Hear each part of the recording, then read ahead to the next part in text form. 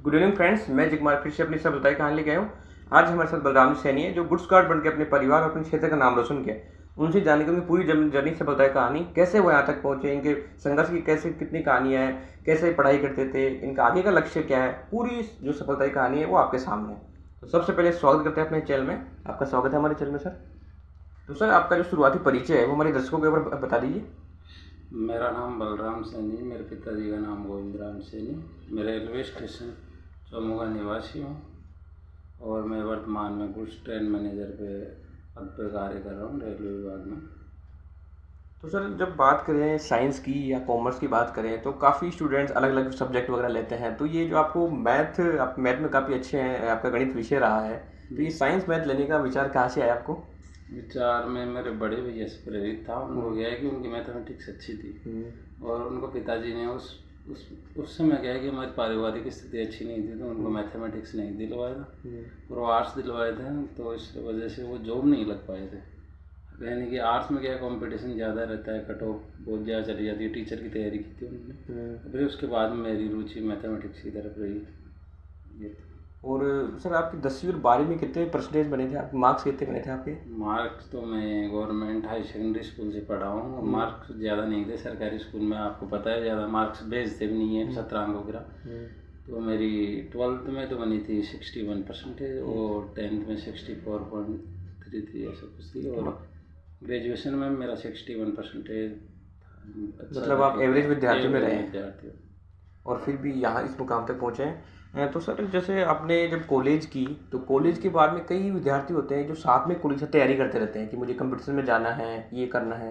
तो आपको कॉलेज के बाद में पता चला कि मुझे भी सरकारी सेवा में जाना है, नौकरी लगनी है, या? मेरे को ये चीज़ें मेरे बड़े भैया ने यानी कि 12th करने के बाद ही बता दी थी कि अब मतलब कॉलेज कर रहा है तो आगे कंपटीशन ही फाइट करना है। तो इसके लिए मेरे को मैथमेटिक्स और रीजनिंग की बुक पकड़ा दी थी। यूएस शेखावत की तो रीजनिंग की और मैथमेटिक्स की RS अग्रवाल। मैं ये 2 बुक पढ़ता रहता था। फिर मेरी ग्रेजुएशन कंप्लीट होने को आई। फिर उसके बाद मेरे को GK वगैरह भी थोड़ा पढ़ने के लिए बोला भैया ने। फिर BEd में PTT वगैरह के टाइम पे GK पढ़ा। फिर PTT में हो गया, BEd में कॉलेज मिल गई। उसके बाद कहने मतलब तैयारी करते रहे। यानी BEd में तो इतनी तैयारी हो नहीं पाती, कॉलेज जाना फिर ये लेसन वगैरह बनाना। फिर उसके बाद में BEd होने के बाद मैंने तैयारी स्टार्ट की थी अच्छे से। तो सर, ये आपको किसने बताया कि जैसे आपका खुद की रुचि थी टीचर बनने की, या फिर शिक्षा विभाग में जाने का आपका खुद का निजी फैसला था? ये पारिवारिक फैसला था, कुछ मेरा भी इंटरेस्ट था इसलिए आप चले गए। और आपने MSc भी मैथ से किया है? हाँ, मैथमेटिक्स मैंने किया है कि मतलब तैयारी कर रहा था। वैसे मैंने VMU यूनिवर्सिटी से किया है क्योंकि इतना टाइम नहीं था। फिर पारिवारिक स्थिति भी थी अच्छी नहीं रही, इसलिए मैंने प्राइवेट ही किया है, मतलब VMU से। उसके बाद में भी आप जैसे ये बिल्कुल एकदम शिक्षा विभाग से बिल्कुल अलग एकदम जो डिपार्टमेंट रेलवे विभाग है उसमें आप लगे हैं। तो ये जो बदलाव आया ये कैसे हुआ? ये बदलाव इसलिए आया कि मैं जैसे ही मेरी BEd कंप्लीट हुई, मैं 3rd ग्रेड टीचर की तैयारी इस टाइम स्टार्ट की थी मैंने। 17-18 की समथिंग मेरा फर्स्ट चांस था। तो उसमें मेरे 108 नंबर आए और मेरा सिलेक्शन नहीं हुआ, मतलब 4-5 क्वेश्चन कम से कम पड़ गए थे। फिर उसके बाद में देखा कि चलो इसमें नहीं है। अब उसके आ गई थोड़े दिन बाद 2nd ग्रेड की वैकेंसी आ गई। फिर मैं उसकी तैयारी करने लग गया। फिर मैंने उसकी तैयारी की, जयपुर से कोचिंग दी, मतलब माथुर क्लासेज सबसे बेस्ट पढ़ाते हैं मैथमेटिक्स। और अधिगम कोचिंग थी, उससे मैंने किया था मतलब 3rd ग्रेड और 2nd ग्रेड दोनों की। GK की तो 2nd ग्रेड की और 3rd ग्रेड की कंप्लीट तैयारी वहाँ से की मैंने। ओनली वही कोचिंग ली है प्रॉपर रूप से। तो फिर उसके बाद मेरी तैयारी हो गई। टाइम कम मिल पाया, मतलब 2 महीने मिल पाए थे कि एग्ज़ाम आ गई। मतलब कोर्स कंप्लीट हुआ, 2 महीने बाद एग्ज़ाम आ गई। तो फिर भी मेरे अच्छे नंबर आए थे, 229 कुछ नंबर आए थे। 2 गुणा में हो गया था मेरा, लेकिन 1 गुणा में नहीं हो पाया। अब 4-5 नंबर से रह गए। और सर, जैसे जो मैथ्स और रीजनिंग ऐसे विषय होते हैं जो हर एक कंपटीशन एग्जाम में आते हैं, तो जैसे आपने तैयारी की है, जैसे आपने पढ़ा है, आप नंबर भी लाए हैं, तो आप जो और भी स्टूडेंट्स होते हैं तो उनको क्या कहना चाहोगे कि कैसे वो मैथ्स और रीजनिंग की तैयारी कर सकते हैं, उसमें अच्छे स्कोर कर सकते हैं? देखो, मैथ्स और रीजनिंग में जैसे बच्चे कोचिंग की तरफ होगी, कोचिंग सब कुछ सिखा देगी, तो वो कुछ भी नहीं है। मतलब खुद को पढ़ना होता है। मतलब जैसे मैथमेटिक्स है, उसके बेसिक थॉट समझो। मैथमेटिक्स के लिए स्क्वायर हो गया, अपने पहाड़े होते हैं ना, मतलब 40-50 तक पहाड़े डायरेक्टली आने चाहिए। जैसे मान लो कोई भी कुछ भी पूछ देना उठा के, वो सब कुछ आना चाहिए। और स्क्वायर, वर्गमूल, घनमूल, ये बेसिक थॉट कंप्लीट कर लेंगे ना, घात वगैरह के ये चीज़, यानी कि।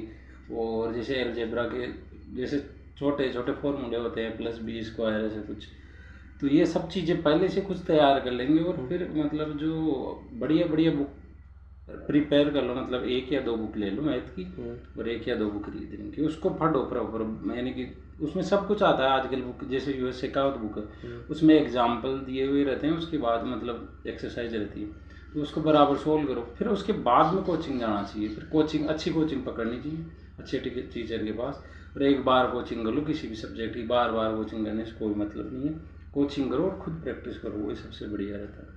सर ने बहुत अच्छी बात बताई कि कोचिंग लगातार करना कोई ज़रूरी नहीं, सेल्फ स्टडी इंपॉर्टेंट है, जब तक खुद नहीं पढ़ेंगे जब तक आप आगे नहीं बढ़ पाएंगे।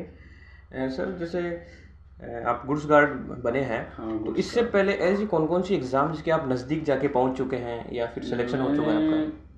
मैं जैसे बता रहा हूँ ना कि 3rd ग्रेड में मेरे 108 नंबर थे, 113-14 पे कट ऑफ छूटी थी, और 2nd ग्रेड में यानी मेरे लगभग 4-5 नंबर से रहा था।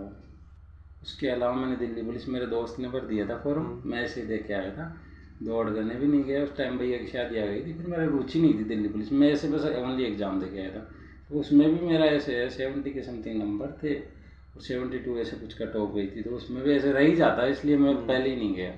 और मैंने 2018 में एक ग्रुप डी की वैकेंसी आई थी, उसमें मैं मतलब दौड़ वगैरह सब कुछ करके आया था, फाइनल मेरिट में रह चुका था, फिर बाद में बैटिंग वगैरह क्लियर भी मैंने ध्यान नहीं दिया उस चीज़ में, और उसके अलावा मेरा जैसे इसमें हो ही गया था और ग्रुप डी में मेरा सिलेक्शन हो गया था, मतलब अभी जो 2019 वाली वैकेंसी थी ग्रुप डी उसमें मेरा हो गया था, लेकिन मैं दौड़ करने नहीं गया क्योंकि मेरे 77 ऐसे कुछ नंबर थे, तो मेरे यहाँ किसी एक जने की पोस्ट खराब गया, मेरा यहाँ हो चुका था एंटी, इसलिए किसी बच्चे की यानी लाइफ खराब करने का मेरा उद्देश्य नहीं था, क्योंकि मेरे साथ घटा हुआ था, क्योंकि लोग क्या कि एग्जाम में फाइनल मेरिट में तो चले जाते, फिर बाद में मतलब डॉक्यूमेंट्स वेरिफिकेशन वगैरह नहीं करवाते ना, तो फिर उसकी वेटिंग आने में काफ़ी टाइम लग जाता है और एक बच्चे की लाइफ खराब हो जाती है ये चीज़। और सर उस दिन की स्टोरी बताइए जब आपको पता चला कि आपका गुड्स गार्ड में नंबर आ गया, किसने आपको बताया, कितने खुश थे उस दिन आप, और परिवार में माहौल कैसा था उस दिन?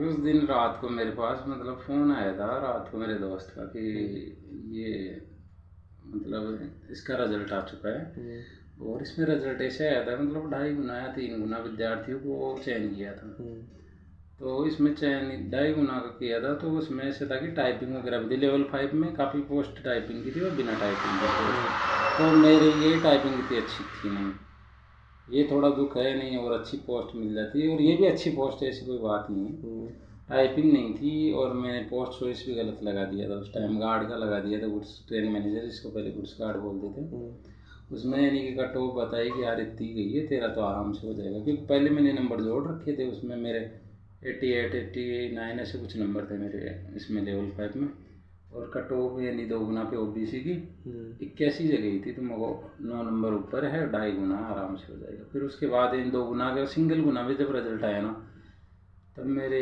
यानी कि निजी मित्र थे, उन्होंने फ़ोन किया कि रिजल्ट आ गया इलाहाबाद डिवीज़न का, मतलब जोन का, देख ले तेरा भी हो गया जहाँ तक है। फिर मैंने देखा लिस्ट में वो नंबर डाले, और वो फीलिंग है लगती मतलब चलो हो गया, एक बार तो फ्री मतलब टेंशन फ्री हो गया, अब तो हमें जॉब और कुछ चेंज करेंगे वो कर लेंगे, लेकिन अब एक बार गवर्नमेंट सर्वेंट बन गया ये था। अच्छी बात है। और सर जैसे अभी आप गुड्स गार्ड हैं, तो आगे का कोई सपना है क्या, कोई टारगेट है जो अभी तक आप पाना चाहते हो, या कोई लक्ष्य अभी भी बना रखा है आपने? सपना तो यही है 1st ग्रेड टीचर का, और अब 2nd ग्रेड मिल जाएगी तो ठीक है, लेकिन सपना 1st ग्रेड का, सपना 1st ग्रेड का बनना है। बाकी RS वगैरह कोई तैयारी नहीं करनी, क्योंकि RS में जो लाइफ नहीं है जो 1st ग्रेड में, टीचर लाइफ सबसे बेस्ट, टीचर लाइफ सबसे बेस्ट, क्योंकि आमदन से जुड़ा हुआ रहता है आदमी और समाज से अच्छे से जुड़ा हुआ रहता है। और सर अभी यहाँ तक पहुँचे आप संघर्ष करके, तो अपनी आप पूरी सफलता का श्रेय वो किसे देना चाहोगे आप अपने? देखो पूरी सफलता का श्रेय देखो, इसमें सफलता में बहुत लोग भागीदार हैं, जैसे माता पिता का तो रोल रहता है, उसके अलावा मेरे जो भैया है मतलब वेटरनरी ऑफिसर मेरे भैया मेरे से बड़े, उन्होंने मेरा यानी कि बहुत साथ दिया है मेरे को, यानी किसी चीज़ की कमी नहीं आनी थी कभी भी, मतलब मैं तैयारी किया तो मतलब वैसे किसी चीज़ की ऐसी नहीं है, उसने कभी नहीं बोला कि तू 1 नंबर से रह गया तो ये चल अब मत तैयारी मत कर, या कोई कईयों के परिवार वाले बोल देते हैं कि मतलब कोई धंधा वगैरह कर ले, पैसे कमा ले, हाँ ये हो जाता है, लेकिन मेरे को कभी ये परेशानी नहीं है नहीं दी, और मेरी सिस्टर वगैरह मतलब मेरे परिवार ने सभी ने साथ दिया, मतलब यानी मेरी सिस्टरों ने भी अच्छा साथ दिया है, क्योंकि हम गरीबी से नीचे उठ के आए हैं, इसलिए यानी परिवार को सबने संभाला है मैंने की, लेकिन मेरे डॉक्टर भैया के योगदान में ऐसे मानता हूँ मेरी लाइफ में सबसे ज़्यादा। और सर जो भी युवा तैयारी करना चाहते हैं और भी कंपटीशन एग्जाम किसी भी लेवल की कंपटीशन एग्जाम हो, तो सबसे मेन जरूरी क्या है कि आपके हिसाब से कि ये चीज़ हो तो आप जल्दी नौकरी पा सकते हैं? एक तो ये है कि सटीक तैयारी करो, पहले खुद ये डिपेंड करो कि अपने को तैयारी किस चीज़ की करनी है भाई, अपने को जॉब किस टाइप की लगनी है, वो जॉब पहले खुद फिक्स करोगे ना, फिर उसी अनुसार उसकी प्रिपरेशन करो, मतलब उसका सिलेबस है उसको निकालो आराम से। यानी कि एक तो क्या है कि फ़ोन में सिलेबस डाउनलोड कर लेते हैं, पढ़ लेते हैं, वो चीज़ नहीं है। आराम से प्रॉपर प्रिंट आउट निकाल के लाओ, उसके एक एक पॉइंट को क्लियर करो, पढ़ो। सिलेबस को प्रॉपर पढ़ोगे ना, मतलब तैयारी करोगे और उस पर यानी सिलेबस को पढ़ के वो टेस्ट सीरीज वगैरह टाइम पे ज्वाइन करो, टेस्ट सीरीज दो आराम से। और यानी कि एग्ज़ाम के 1-2 दिन पहले यानी कि तैयारी को ऐसे नहीं है कि कई बच्चे क्या है कि लगे रहते हैं उसको, यानी कि इतना टेंशन नहीं लेने की ज़रूरत है, मतलब आराम से 1-2 दिन फ्री माइंड रहो एग्ज़ाम के लास्ट टाइम। ये कूल रहने की ज़रूरत, कूल रहने की आवश्यकता है। सर ने बहुत अच्छे तरीके बताया कि सबसे पहले आपको पता होना चाहिए कि आपका किस सेवा में जाना है, किस क्षेत्र में आपको जाना है, उसका सिलेबस आपको पता होना चाहिए। कंटिन्यू तैयारी करें, टेस्ट सीरीज ज्वाइन करें आप, तब जाके आपका सिलेक्शन हो सकता है। सर कोई मोटिवेशन लाइन आपको याद आ रही है, कोई दोहा, कोई भी एक कोई बात, कोई इंग्लिश में, कोई हिंदी में, जैसे भी आप बताना चाहें बता सकते हैं? यार मोटिवेशन यही है, देखो सबसे ज़्यादा खुद ही एक मोटिवेशन होता है इंसान, यानी कि खुद, यानी कि खुद के लिए खुद ही मोटिवेशन होता है, मतलब यानी कि जैसे अपने को कुछ करना है ना, तो उसके लिए मतलब मेहनत उसी प्रकार करो कि मतलब सक्सेस मिल जाए ये। और अंत में अपने चैनल सबसे बड़ा मोटिवेशन की तरफ से सर को एक बार छोटी सी भेंट। और सर आज अपने चैनल में आपने को समय दिया है, बहुत बहुत बधाई हो। और जो सर का सपना है स्कूल व्याख्याता गणित से बनने का है, वो उनका जरूर पूरा हो। और सर के उज्जवल भविष्य की कामना करते हैं। जय हिंद।